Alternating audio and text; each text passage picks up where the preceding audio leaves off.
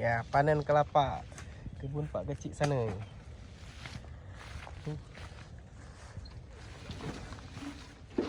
Satu tandan bisa 20 butir lah, lebih ha? 25. Ini jenis genjah. Kalau orang wah ini apa sih? Oke ya. Kelapa genjah. Dia pendek, berbuah sekitar umur 2 tahun setengah ada berbuah.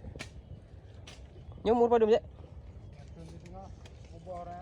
Umur 2. Ini umur 2 tahun, 3 tahun nah. 3 tahun. Nah.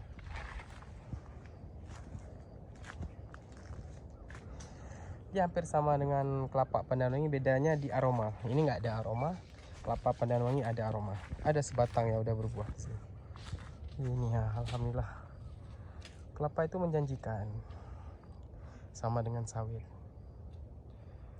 Ya.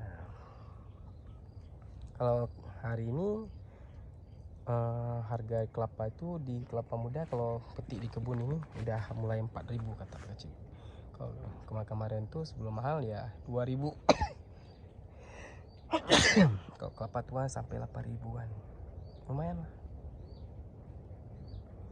Ini ada mungkin sekitar 50-an lebih nih. 50 batang. Lumayan ya. Puasa-puasa ini jual kelapa muda.